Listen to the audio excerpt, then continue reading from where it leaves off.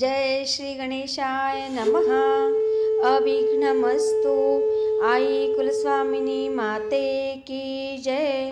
जय श्री गुरुदत्त श्री स्वामी समर्थ महाराज की जय। निशंक होई रे मना, निर्भय होई रे मना, प्रचंड स्वामी बळ पाठीशी, नित्य आहे रे मना, नित्य आहे रे मना।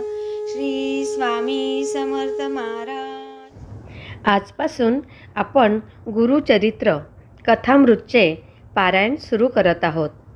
तर हे पारायण सगळ्यांनी आजपासून ऐकावे ही नम्र विनंती. सादर करत आहेत सोनलताई. श्री स्वामी समर्थ. नमस्कार स्वामी भक्त हो. श्री स्वामी समर्थ. जय जय स्वामी समर्थ. अवधूत चिंतन श्री गुरुदेव दत्त. आपण ऐकत आहोत गुरुचरित्र कथा अमृतसार, अध्याय 37. गृहस्थ आश्रमाचा आचार धर्म. नामधारकाने सिद्धयोग्यांना विचारले, मग पुढे काय झाले? त्या ब्राह्मणाला श्रीगुरूंनी काय सांगितले? त्याला त्यांनी कोणता उपदेश केला? नामधारकाने असे विचारले असता सिद्धयोगी म्हणाले, श्रीगुरु म्हणजे प्रत्यक्ष नारायणाचा सगुण अवतार. त्यांनी एका पतिताला ज्ञानी करून त्यास वेद म्हणावयास लावले होते. त्यात अगम्य असे काहीच नाही. त्रयमूर्तींचा अवतार, भक्तजनांचा कल्पवृक्ष अशी श्री गुरूंनी गृहस्थाश्रमात ब्राह्मणाने आपले आचरण कसे ठेवावे, कोणता आचारधर्म पाळावा, काय करावे, काय करू नये ते सविस्तर सांगितले. श्री गुरूंनी सांगितलेला आचारधर्म मी तुला सांगतो, तो लक्षपूर्वक ऐक.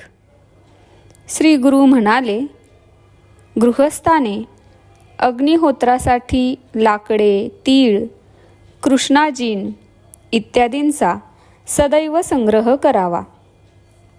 घरी पोपट, सारस पक्षी पाळावेत. सर्व पातकांचा नाश करणारी गाय पाळावी. आता देवपूजेचे विधान सांगतो. घर सदैव झाडून स्वच्छ ठेवावे. देवापुढे सुंदर रांगोळ्या काढाव्यात. यथाशास्त्र पूजेचे सर्व साहित्य ठेवावे. त्रिकाल देवपूजा करावी. त्रिकाल शक्य नाही तर निदान प्रातकाळी पूजा करावी. प्रातकाळीही न जमल्यास माध्यान्हकाळी पूजा करावी. संध्याकाळी समंत्रक देवाला फुले वाहावीत. ब्राह्मणकुळात जन्मास येऊनही जो देवपूजा करीत नाही, वैश्वदेव करत नाही, त्याला यमयातना भोगाव्या लागतात. उदक, अग्नी, मानस, सूर्य, स्थंडिलस्थ, प्रतिमा, यज्ञ, धेनू, ब्राह्मण, गुरु यांची पूजा करावी. आपल्या गुरूंची मानसपूजा करावी. ती करत असता त्रयमूर्ती भगवान प्रसन्न होतात. पूजकाला चारी पुरुषार्थांची प्राप्ती होते. षोडशोपचारे पूजा करावी. पूजा करताना वैदिक पौराणिक मंत्र म्हणावेत. देवापुढे दीप प्रज्वलित करावा. देवावरील निर्माल्य काढून ते नैऋत्य दिशेला ठेवावे. प्रथम शंख, घंटा यांची पूजा करावी. नंतर देवाची पूजा करावी. पूजेला प्रारंभ करण्यापूर्वी प्राणायाम करावा. न्यास करावेत. गायत्री मंत्र म्हणावा. मग ज्या देवतेची पूजा करावयाची आहे त्या देवतेचे ध्यान पुरुष सूक्तातील 16 ऋचांचा उच्चार करून देवाला पाद्य अर्घ्य इत्यादी 16 उपचार अर्पण करावेत. यालाच षोडशोपचार पूजा असेही म्हणतात. पूजेसाठी देवाला वहावयाची फुले ताजी सुगंधी असावीत. ती किडकी सडकी गळून पडलेली किंवा पायदळी तुडवलेली नसावीत. जाई जुई मोगरा शेवंती चाफा कमळ इत्यादी फुले देवांना आवडतात. गणपतीला तुळस वाहू नये. देवीला दुर्वा वाहू नयेत. देवाला धूप तूप नैवेद्य अर्पण करावा. देवाला मंत्रपूर्वक साष्टांग नमस्कार घालावा. आपले गुरु माता पिता व सत्पात्री ब्राह्मण हे देवस्वरूप असतात. त्यांनाही नमस्कार करावा. नमस्कार कधीही एकहस्ते करू नये. यानंतर श्रीगुरूंची पूजा करावी. श्रीगुरूंनी उत्तर पूजा कशी करावी हेही सांगितले. ते सांगतात, वैश्वदेवाचा विधी, अन्नदानाचे महत्त्व, अतिथी सेवा, भोजनाचे नियम, भोजपात्रे भोजनपात्रे ही कोणती असावीत, आपोषण चित्राहुती प्राणाहुती किती घालाव्यात, उत्तर पूजा कशी करावी हे सांगून आपले भोजन कसे करावे, ते किती वेळात करावे, घास किती व केवढे घ्यावेत, भोजनाला कोणाबरोबर बसावे, कसे बसावे, कोणत्या स्थानी बसावे, कोठे बसू नये, यज्ञोपवीत कसे ठेवावे, अन्न उष्टे केव्हा होते, भोजनाच्या वेळी दिवा का असावा, पाणी कसे व केव्हा प्यावे, भोजनाच्या वेळी कोणते वस्त्र असावे, भोजन संपल्यानंतर हात तोंड कसे धुवावे, किती चुळा भराव्यात, हे सर्व श्रीगुरूंनी समजावून सांगितले. कोणते अन्न शिळे समजावे, कोणाच्या स्पर्शाने अन्न अग्राह्य होते, कोणते पदार्थ खावेत, कोणते खाऊ नयेत, भोजनानंतर तांबूल कसा घ्यावा, कोणी खावा कोणी खाऊ नये हे सविस्तर सांगितल्यावर झोपण्याचा विधी सांगितला. कोणत्या लाकडाची खाट असावी, कोठे झोपावे, कोठे झोपू नये, झोपताना कोणत्या दिशेला पाय करावेत, रात्री झोपण्यापूर्वी कोणती स्तोत्रे म्हणावीत हे सांगून स्त्रीसंग केव्हा करावा, केव्हा करू नये, स्त्रीसंगाच्या वेळी पती पत्नीच्या मनस्थितीचा गर्भावर काय परिणाम होतो इत्यादी सूक्ष्म विचारही श्रीगुरूंनी सांगितले आहेत. इतके सर्व सांगितल्यावर श्रीगुरू त्या ब्राह्मणाला म्हणाले, अशा रीतीने विचारपूर्वक शास्त्रविहित आचरण केले असता मनुष्याची सर्व क्षेत्रात भरभराट होते. त्याला उत्तम यश प्राप्त होते. तो दीर्घायुषी होतो. तो देवांना वंद्य होतो. त्याच्या घरी कामधेनू येते. त्याच्या घरी लक्ष्मी अखंड राहते. त्याला पुत्रपौत्रादींची प्राप्ती होते. त्याला कधीही अपमृत्यू अकाली मृत्यू येत नाही. त्याच्या हातून कोणतेही पाप होत नाही. त्याला कळी काळाची भीती राहत नाही. तो ब्रह्मज्ञानी होतो. म्हणून प्रत्येक गृहस्थाने या प्रकारे आचरण ठेवावे. श्रीगुरूंनी असे सांगितले असता तो ब्राह्मण त्यांच्या पाया पडून म्हणाला, स्वामी, आज आपण केलेल्या उपदेशाने माझा उद्धार झाला. आपण कृपासागर आहात. भक्तांचा उद्धार करण्यासाठीच आपण अवतार धारण केला आहे. आज माझा अज्ञानरूपी अंधार नाहीसा झाला आहे. आपण माझ्या अंतकरणात ज्ञानज्योत प्रज्वलित केली. असे बोलून त्या ब्राह्मणाने श्रीगुरूंच्या चरणांवर लोटांगण घातले. त्यावेळी संतुष्ट झालेले श्रीगुरू त्याला म्हणाले, आता तुला भिक्षेला जाण्याची गरज नाही. आचारधर्माचे पालन करून तू सुखाने राहा. तुझ्या सर्व इच्छा पूर्ण होतील. तुला कन्या पुत्र होतील. याबद्दल जराही शंका बाळगू नये. श्रीगुरूंनी असा आशीर्वाद दिला असता त्या ब्राह्मणाला अतिशय आनंद झाला. त्याने श्रीगुरूंनी सांगितलेल्या आचारधर्माचे पालन केले.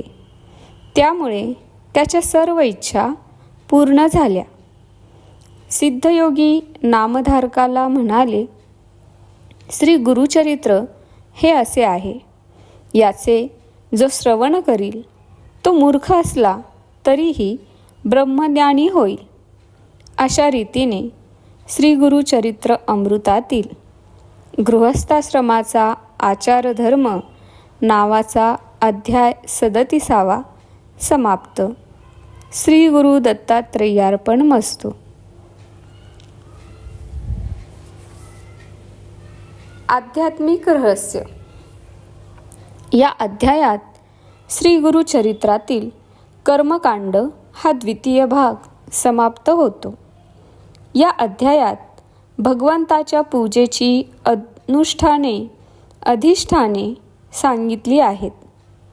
या अधिष्ठानांची निरनिराळी पूजाविधाने कशी असतात तेही सांगितले आहे. तार म्हणजे वीज नव्हे, पण तारेत वीज असते. त्याचप्रमाणे प्रतिमा म्हणजे देव नव्हे, पण प्रतिमेत देव असतो. आपल्या आवडीच्या उपास्य देवतांची शास्त्रोक्त सुंदर प्रतिमा करून तिची शास्त्रोक्त विधानाने प्राणप्रतिष्ठा करावी. प्रतिष्ठा प्रयोग हे रसायनशास्त्राच्या प्रयोगाइतकेच खरे आहे. या प्रयोगाने प्रतिमेत देवकला जागृत होते. ही कला जागृत झाली की नाही हे पाहण्याचेही एक शास्त्र आहे. ही देवकला प्रतिमेत सतत जागृत राहण्याकरिता काय केले पाहिजे हेही शास्त्रात सांगितले आहे. मूर्तीचे नयन मनोहर सौंदर्य, अर्चनाचे अतिशायित्व म्हणजे लघुरुद्र, महारुद्र, महाविष्णू जप इत्यादी, तसेच अभिषेक, त्याचप्रमाणे त्या त्या देवतेची आवडीची पुष्पे, तुलसी, बिल्व, दुर्वा इत्यादींची लाखोली वाहने किंवा सहस्त्रनामांसह ती अर्पण करणे, उत्तम प्रकारचे नैवेद्य, आरत्या, मंत्रपुष्प, स्तुतिस्तोत्रे यांच्यामुळे, तसेच अर्चना करणाऱ्याचे तपोबल यावर या मूर्तीमध्ये देवाचे सान्निध्य असणे अवलंबून असते. एकनाथी भागवतात प्रतिमा पूजेबद्दल सुंदर सांगितले आहे. ईशत दिसे हास्यवदन, अतिशयसी सुप्रसन्न, जिचे निघव घवाटे निवे, प्रतिमा सुंदर ती नाव, तेथे मिळवूनी साधू श्रेष्ठा, अग्न्युत्तारण करावे, चक्षु मिलन प्राण प्रतिष्ठा, करावी वरिष्ठाचेनी हाते, देवालय करावे वन उद्यान उपवन, खेंडकुलिया विश्रामस्थान, आराम जान करावे, करावया असमर्थ, श्रद्धा आहे परी नसे वित्त, तरी साह्य मिळवूनी महाभावयुक्त करावे. अशी प्रतिष्ठा झाल्यानंतर शिष्य किंवा सेवकजन असले तरी त्या मूर्तीची सडा समार्जनादींनी स्वतः सेवा करावी, रांगोळ्या घालाव्यात, सजावट करावी. जैसे का नीच रंक तैसी सेवा करी देख, नीच सेवेचे अतिसख निर्माईक मदभजनी. पुढे एकनाथी भागवतात सूर्य, अग्नी, ब्राह्मण, गाय, वैष्णव, आकाश, वायू, जल, पृथ्वी, आत्मा व सर्व भूते अशी 11 अधिष्ठाने सांगितली आहेत. विविध पूजा विधानेही सांगितली आहेत.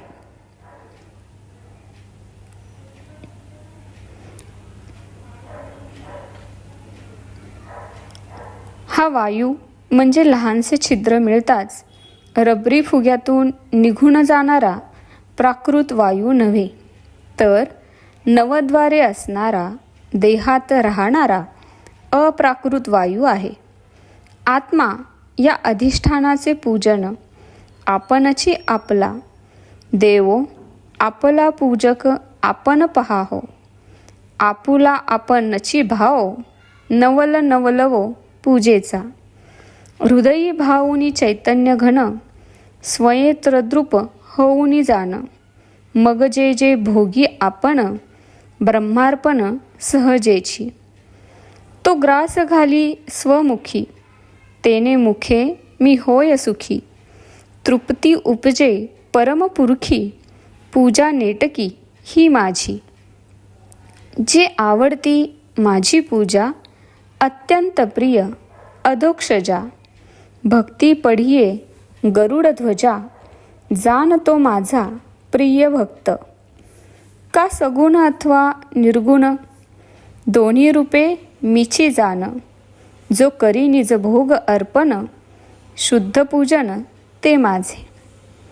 सद्गुरू या अधिष्ठानाबद्दल एकनाथ महाराज सांगतात, ब्रह्मासी ज्याचेनी ब्रह्मपण, तो सद्गुरू माझे पूजास्थान. सर्वार्थी श्रेष्ठ पावन, तेथील पूजन ते ऐसे. जीवे सर्वस्वेसी आपण, त्यासी रिघावे अनन्य शरण. त्याच्या वचनासी प्राण, निश्चये जाण विकावा. गुरुची नीच सेवा सेवन, आवडी करे आपण आपण. हेची तेथील पूजा विधान, येणे सुख संपन्न साधक. सद्गुरु सेवा करिता पाही, ब्रह्मसायुज्य लागे पायी. गुरुसेवे परते काही, श्रेष्ठ नाही साधन. निष्कपट भावे संपूर्ण, सद्गुरुसी जो अनन्य शरण. त्याचे मीही वंदी चरण, येथवरी जाण तो धन्य. शास्त्रात 8 प्रकारच्या प्रतिमा सांगितल्या आहेत. शैली म्हणजे पाषाणाची, जी शालिग्राम वगैरेची असते. दारुमयी म्हणजे डाची. लेप्या म्हणजे मातीची किंवा कापडावर लेप देऊन केलेली मूर्ती, त्या चित्रात चित्र काढलेली. सकैती म्हणजे वाळूची, म्हणजे शिवलिंग आदी. या म्हणजे मनातील मणिमयी म्हणजे रत्नांची. अशा 8 प्रकारच्या प्रतिमा असतात. त्यातील शालिग्राम शिळेचे आवाहन, विसर्जन नाही.